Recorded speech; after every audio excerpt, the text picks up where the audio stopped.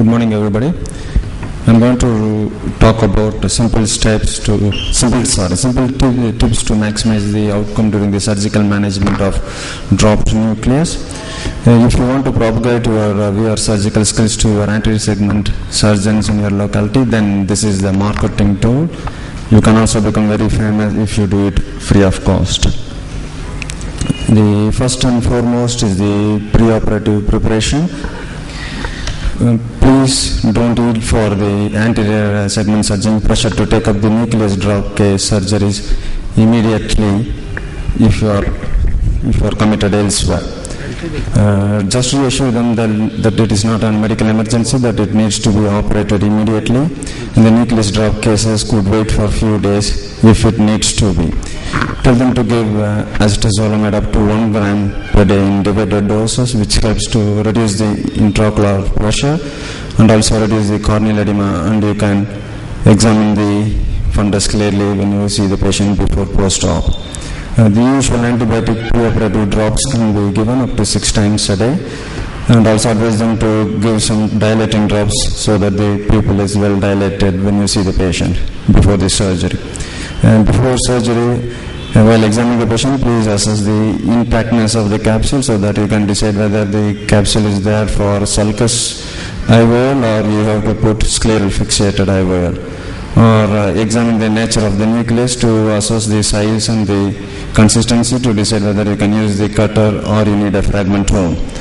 And also examine the retina if the media permits you to see if there is any retinal tear, as it is not uncommon to have retinal tear as they try to fix the dropping nucleus with phaco probe or vectase. And do not promise both the referring consultant and the patients that all will be done in one surgery. We all know how to respect the retina, but also please take care of conjunctiva while doing vitrectomies to have a good post-operative outcome. Remember, the conjunctiva and the tenon share the common attachment in the sclera anteriorly close to the limbus. So it is always better to start your conjunctival dissection there. Conjunctival peritomy is done by careful dissection of both conjunctiva and sclera, and bear in mind that conjunctiva can tear off, especially in elderly, or if it is grasped too close to the limbus or with a tooth forceps. So please do not use tooth forceps and avoid large conjunctival blood vessels to avoid subconjunctival hemorrhage post-operatively. Please know your gauge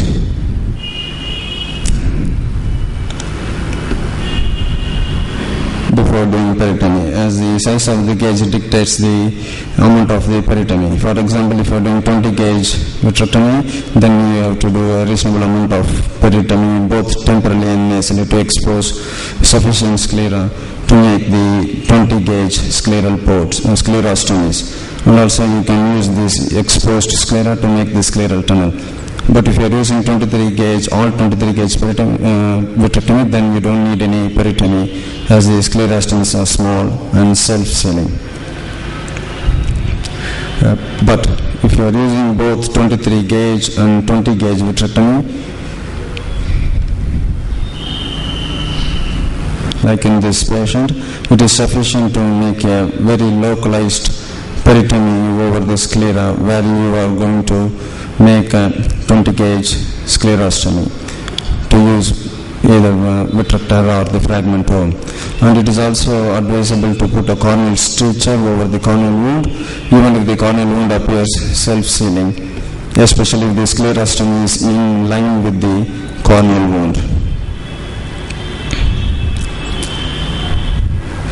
Plan your IOL and the incision type before sclerostomies. If you decide to put a 3-piece intraocular lens in the sulcus, then you can use the old corneal wound created by the cataract surgeon and place the lens, and there is no need to extend the corneal wound. While putting the intraocular lens, make sure that you use sufficient amount of viscoelastic to protect the cornea, which is already compromised by the previous difficult cataract surgery.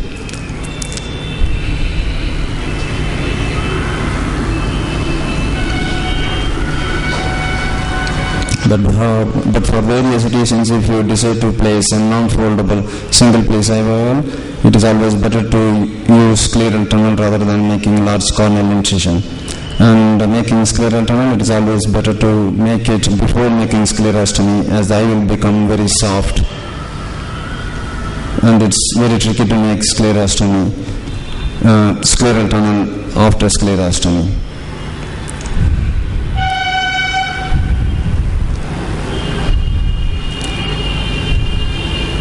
So after making the scleral tunnel incision, 20 gauge sclerostomy is made. Once the vitrectomy and the nucleus is removed, you can place a single piece non-foldable IOL in the sulcus through the sclerostomy wound, but make sure that you close the port with the scleral plugs and also close the infusion port to avoid the aggressive fluid through the scleral tunnel. In this patient, 23 gauge vitrectomy was completed and the whole nucleus was removed, but for various reasons he was decided to implant a single piece IOL in the sulcus. For that reason, we had to extend the corneal wound, and finally the corneal wound needed to be stitched. This could have been avoided if it was planned initially and if you had done a scleral tunnel incision. So it is always better to avoid the multiple corneal stitches for obvious reasons. And if you put a sulcus IOL, it is always better to use a 3-piece IOL in the sulcus rather than putting a single piece IOL in the sulcus. Well, during the vitrectomy, before diving into the deep vitreous, please do anterior vitrectomy thoroughly. It helps to clear the media and it makes it more convenient to see the core vitreous and the retina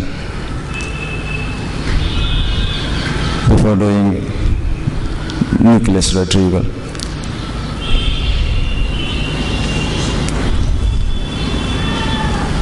So in this patient, both 23 gauge and 20 gauge vitrectomy is used. Initially a thorough anterior vitrectomy is performed, and once the anterior vitrectomy is performed, the soft lens matter is removed with the same cutter probe, but make sure that the cutting mode is off and just aspiration mode is used. Otherwise you would cut the anterior capsule and it would become impossible to place the IOL in the sulcus. So here the soft lens matter is thoroughly removed, and then I decided to remove remaining vitreous from the anterior chamber through the corneal wound. But you have to be very careful while using. You can watch here the iris is caught in the cutter and it is damaged, but thankfully the capsule is intact. So make sure that you don't use cutter very close to the capsule. Then the nucleus retrieval, it is very ideal to use fragmentome than the cutter to remove the nucleus than to remove the whole nucleus into the anterior chamber. PFCL can also be used to remove nucleus, but the drawback with the PFCL is that the nucleus fragment and the nucleus keeps migrating to the periphery of the PFCL bubble, and you have to constantly bring back the nucleus to the center of the meniscus before cutting. In this case, PFCL is not used, so initially posterior vitreous detachment is created, then the vitrectomy is made and the nucleus is thoroughly relieved of its attachment with the vitreous, and once the nucleus is free, it falls back, then a thorough vitrectomy is performed. Once the vitrectomy is completed, then the fragmentome is used. It could be detrimental to use fragmentome in the absence of complete vitrectomy. So now the vitrectomy is completed and the fragmentome is used. With the fragmentome, grasp the nucleus, bring it to the mid-vitreous cavity and then start emulsifying. It's very, very important to make sure that you emulsify only in the mid-vitreous cavity. So repeat the same step multiple times until the whole nucleus is removed.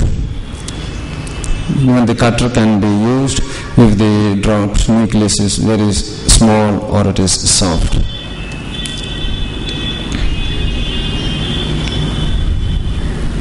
So the finishing touch is the peripheral examination, which is the very basics of any VR surgery. Make sure that after removing the complete vitreous and the complete nucleus, you do a thorough examination to look for any peripheral bags. The most important part is moving the indenter from anterior to posterior to see the peripheral retinal bags rather than moving it sideways. And you could see a surprise like this, where you can see a small break. And if you see like that, you will not be able to finish the surgery as you thought. So the key points, the summary is: nucleus drop is not an emergency. Please take care of the conjunctiva. Decide on vitrectomy gauge before peritomy.